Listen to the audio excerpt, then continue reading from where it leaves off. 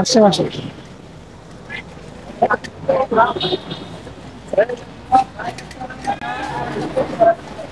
আপনি শাসন থাকেন আচ্ছা, ম্যানেজার কোথায়?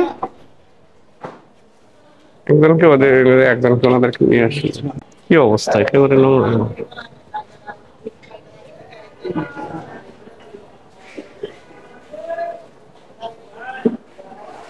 দায়িত্বে আছেন কি? একটু আসেন তো। এদিকে আসেন, এদিকে আসেন। আপনি কি ম্যানেজার? আপনি কি হিসেবে আছেন এখানে? ও, তাহলে একটু বাইরে যান, অন্য প্রতিষ্ঠানের ভিতরে আপনার তো কিছু নাই। ঠিক আছে, একটু ইয়ে করেন। এটা ভালো। এটা এটা কি আপনি মুখে দিতে পারবেন? বলেন না। এটা তো খাবার জিনিস, মানুষ তো খাবে। তাহলে কি দিতে হবে? দিতে হবে না লেখেন। এই শোনেন, মূল লেখা শুরু কথা করেন। বলি। ঠিক আছে, এটা তো সরাসরি খাবারের মধ্যে যাবে না। লেখা শুরু করেন যে প্যাকেটটা না, এটা এই যে ইয়েগুলা, এটা তো খাবারের মধ্যে যাবে। উৎপাদন মেয়াদে এটা যদি খাবার যায়, তো খাবারের সাথে এই যে রসুন রাখছেন, আপনি দেখতেছেন এটা তো ময়লা। এটা এটা কি খাবারের সাথে মিক্স হতে পারে না? এটা থেকে জীবন যেতে পারে। এই জন্য এটা এভাবে রাখা যাবে না। উপরে কি কারখানা? উপরে কারখানা? কি উপরে?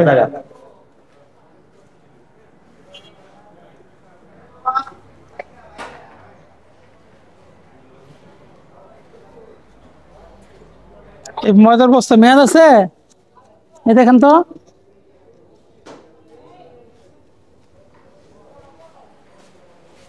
ম্যানেজার আসছে? আসেন দেখি।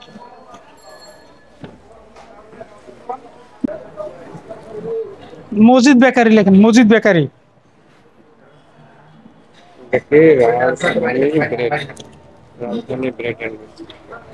রাজধানী ব্রেড এন্ড বিস্কিট। না না না না স্যার, এটা ওনাদের তো মসজিদ বেকারি। ফ্যাক্টরির নাম কি?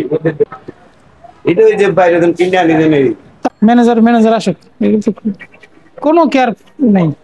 ভোক্তা অধিকার অধিদপ্তর থেকে মনিটরিং এ আসছি। আজকে আমরা আপনার এই প্রতিষ্ঠানটায় আপনি তখন ছিলেন না, আমরা আসছি। জি জি, আপনাদের এটাই কি যথাযথ কর্তৃপক্ষের অনুমোদন রয়েছে, বিএসটিআই বা অন্যান্য যে সংস্থা? জমা দিয়েছি, কিন্তু ঝামেলার কারণে আমরা অনুমোদন পান নাই আপনি? এটি শুরু সব জমা টমা দেওয়া আছে। কত বছর ধরে ব্যবসা করতেছেন? 3-4 এখন পর্যন্ত নেওয়া হয়নি? না, আমরা জমা দিছি প্রায় 1.5 বছর জমা দিছি। বলছিল আমার লাইসেন্সটা দিবে, দেশে যে একটা ঝামেলা আপনি কি জানেন যে এই যে সরকারি যথাযথ কর্তৃপক্ষের অনুমোদন বিহীন ভাবে খাদ্যদ্রব্য তৈরি, তারপরে আপনার বিক্রয়, এগুলি যে শাস্তিযোগ্য অপরাধ, এটা কি জানেন আপনি? জানেন। তো জেনে আপনি এই ধরনের একটি কাজ করছেন, এবং আপনার এখানে আমরা প্রতিষ্ঠানটা ভিজিট করে যেটা পেলাম যে আপনার প্রোডাক্টে আপনি কোনো লেবেলিং ব্যবহার করছেন না, না অনুমোদন নাই, আপনি এটা নিজেই বলেছেন।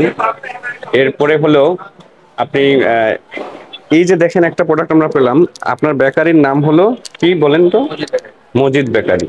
তো এইখানে দেখেন আপনি লিখেছেন রাজধানী ব্রেড অ্যান্ড বিস্কিট। এটি কেন? কাগজ আনছিলেন? তো এটা তো আপনার প্রতিষ্ঠানের নামে হবে। আপনি এটা কোথায়, এই প্রতিষ্ঠানটা কোথায়? এটা কোথায় ঠিক বলতে পারি না, মানে এটা খুচরা কিনে এনেছেন?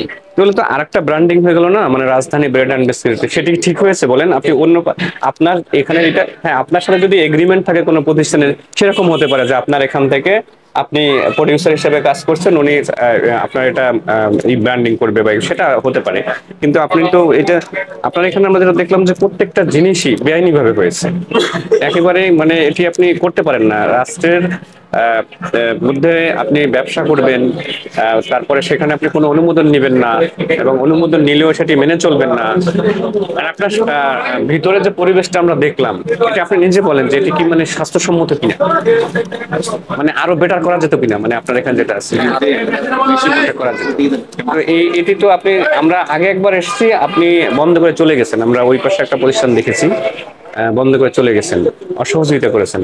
তো আপনি এই যে দিনের পর দিন এটা করতেছেন, এটা আপনাকে তো সংশোধন হতে হবে।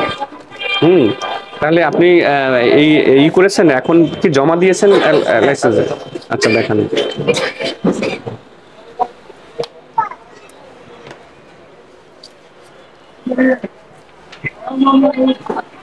এটা তো নেই নেই আপনার কাছে, থাকলে আপনি দেখাতে পারতেন।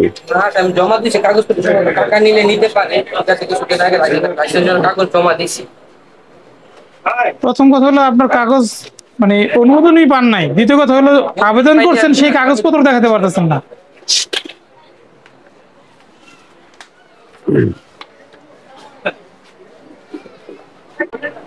থাক, এখন লাগেন, এই শুনেন, এখন রাখেন।